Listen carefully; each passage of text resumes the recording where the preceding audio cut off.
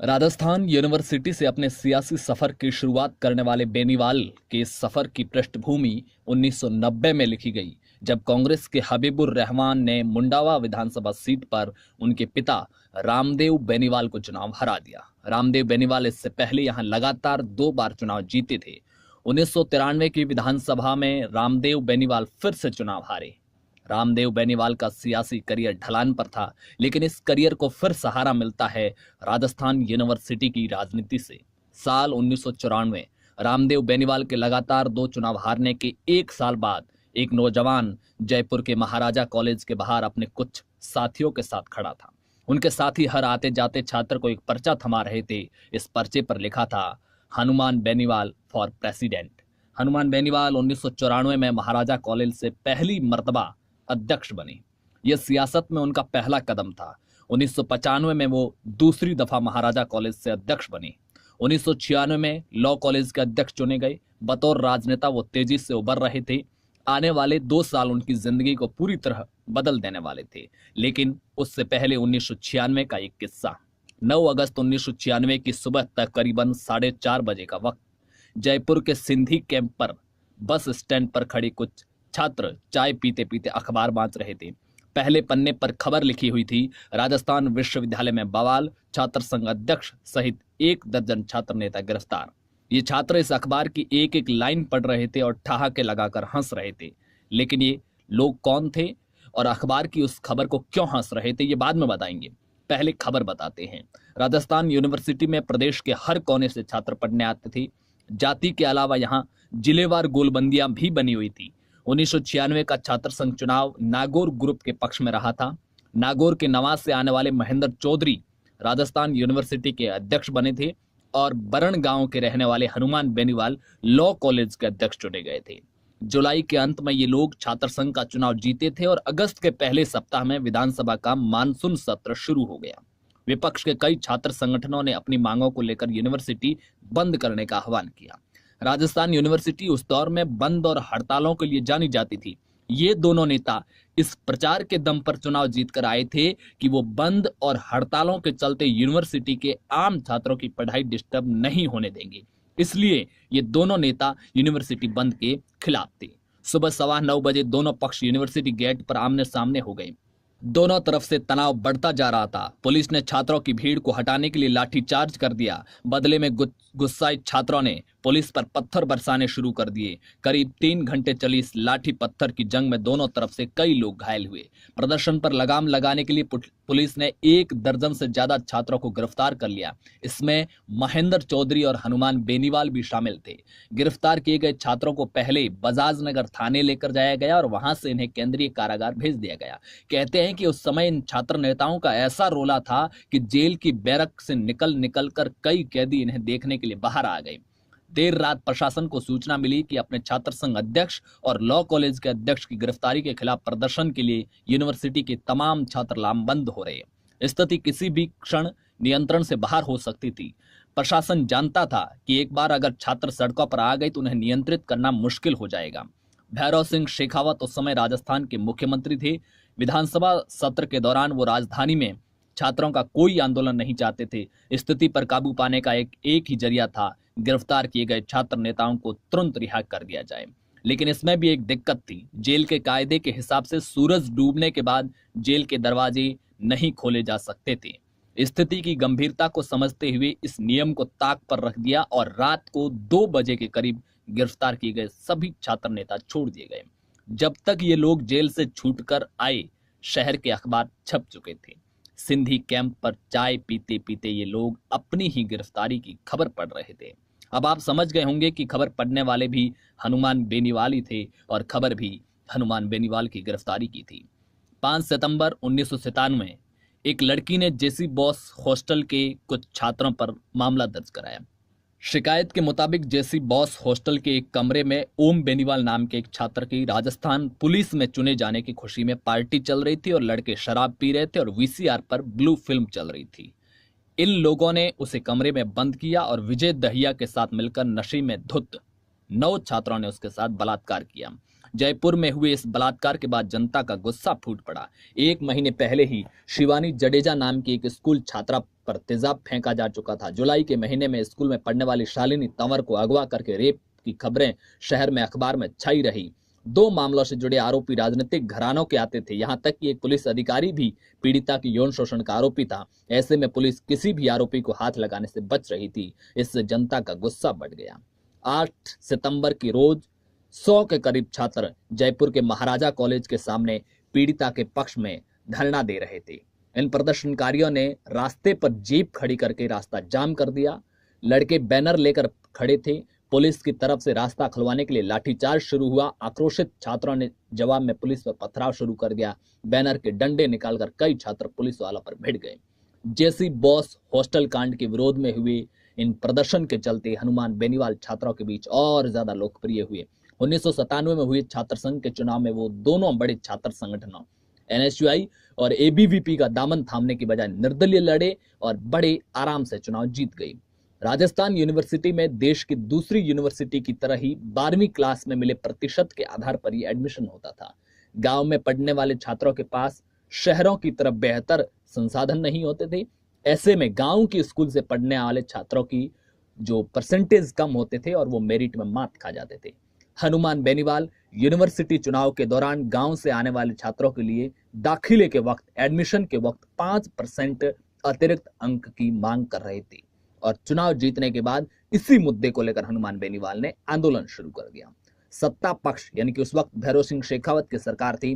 58 विधायकों ने सदन में हनुमान बेनीवाल की गिरफ्तारी की मांग की।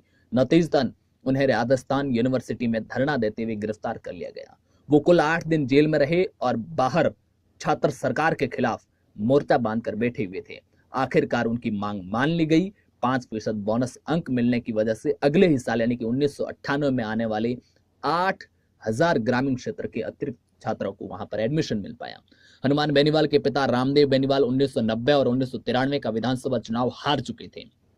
राजस्थान में वो जिस जनता दल का झंडा ढो रहे थे वो 1991 में चंद्रशेखर की सरकार गिरने के साथ कई टुकड़ों में टूट चुकी थी। इन कठिन समय में उनका साथ दिया भैरव सिंह शेखावत ने। वही भैरव सिंह शेखावत जिनके खिलाफ हनुमान बेनीवाल जयपुर में छात्र आंदोलन का नेतृत्व कर रहे थे। रामदेव बेनीवाल और शेखावत का परिचय जनता पार्टी के समय था। शेखावत के कहने पर ही रामदेव बीजेपी में आ गए। 1998 का विधानसभा चुनाव उनकी सियासत की अग्नि परीक्षा की तरह था।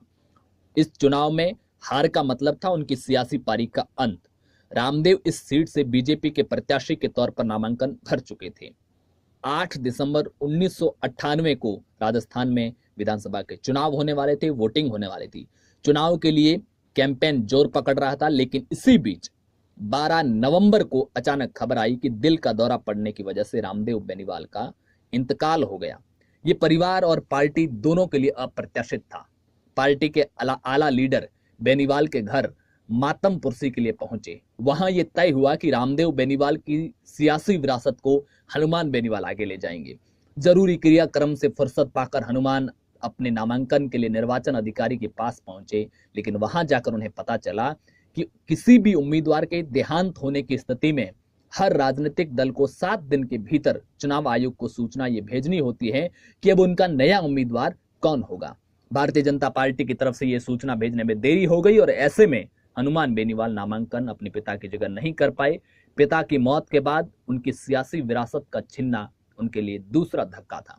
अब एक और झटका लगने वाला था। हनुमान बेनीवाल मूल रूप से नागौर के बरण गांव के रहने वाले थे। 1959 से ही इस गांव में सरपंचाई उनके परिवार के पास रही है। बरण गांव में एक परंपरा है कि धुलंडी के दिन गांव के सभी लोग ठाकुर जी के मंदिर में इकट्ठा होते हैं। अगर गांव में किसी का झगड़ा चल रहा है तो उसे इसी दिन जाजम पर बैठकर सुलझा लिया जाता है। 10 मार्च 2001 के रोज लोग इसी रवायत के चलते ठाकुर जी के मंदिर में इकट्ठा हुए और इस बार मामला था सामुदायिक सभा भवन को लेकर। सरकार की तरफ से गांव में एक सामुदायिक सभा भवन मिला था जो कि वहां गांव की जमीन पर बनना था, लेकिन गांव में जमीन पंचायत की नहीं होने की वजह से वो सामुदायिक सभा भवन मंदिर की जमीन पर बनेगा। लेकिन यहां पर एक व्यक्ति जो इनका नाम परमाराम था, उन्होंने कहा कि ये जो सभा भवन बन रहा है उसका एक हिस्सा मेरी जमीन पर आ रहा है। इसी को लेकर बातचीत हो रही थी। परमाराम किसी बात को लेकर मानने को तैयार नहीं थे। बातचीत की जगह हाथापाई हो गई। इसी गहमा गहमी में बंदूक निकल गई। हाथापाई के दौरान जमीन पर गिरे परमाराम के कंधे पर पॉइंट ब्लैंक रेंज गोली मार दी गई। उन्होंने मौका वारदात पर ही दम तोड़ दिया। इस मामले में लिखी गई एफआईआर में गांव के सरपंच प्रहलाद बेनीवाल, उनके भाई हनुमान बेनीवाल और नारायण बेनीवाल का नाम शामिल था। प्रहलाद को उसी दिन गांव से गिरफ्तार कर लिया गया। हनुमान बेनीवाल घटना के तीसरे दिन पुलिस गिरफ्त में थे। इस मामले में वो 88 दिन लगातार जेल में रहे। पहले पिता की मौत, फिर नामांकन रद्द होना और उसके बाद में कत्ल का केस। बेनीवाल परिवार के लगभग सभी मर्द इस केस में जेल के अंदर थे। परेशानी की ऐसी कड़ी जो खत्म होने का नाम नहीं ले रही थी। इस कत्ल केस में फंसा परिवार किसी तरह बाहर निकलता उससे पहले एक और ट्रेजेडी हो गई। हनुमान के बड़े भाई प्रहलाद ने दिल के दौरे की वजह से जेल में ही दम तोड़ दिया, जो कि उस वक्त गांव के सरपंच थे। इस घटना ने परिवार को पूरी तरह तोड़ दिया। हालांकि बाद में बेनीवाल जेल से बाहर आ गए थे क्योंकि इनके खिलाफ कोई पर्याप्त सबूत नहीं मिला था। पुलिस जांच के मुताबिक घटना के वक्त हनुमान बेनीवाल उस जगह पर नहीं थे जहां यह घटना हुई। 2003 में बीजेपी से टिकट नहीं मिला तो लोकदल के टिकट पर बेनीवाल ने अपने पिता की मुंडावा विधानसभा सीट से मैदान में उतरे। बीजेपी ने इस सीट पर उषा पूनिया को मैदान में उतारा। उषा पूनिया पूर्व विधायक गौरी पूनिया की बहू थी। उषा पूनिया का नाम याद रखिएगा क्योंकि आगे एक किस्सा आएगा जिसमें उषा पूनिया महत्वपूर्ण है। कांग्रेस के टिकट पर लड़ रहे थे हबीबुर रहमान, वही हबीबुर रहमान जिन्होंने 1990 और 93 के चुनाव में हनुमान बेनीवाल के पिता रामदेव बेनीवाल को चुनाव हराया था। इस त्रिकोणीय संघर्ष में उषा पूनिया को मिले 39,027 वोट, हनुमान बेनीवाल को मिले 35,724 वोट, हबीबुर रहमान को मिले 32,479 वोट। इस तरह हनुमान बेनीवाल ये मुकाबला 3,303 वोटों से हार गई। नागौर जाट राजनीति का केंद्र था।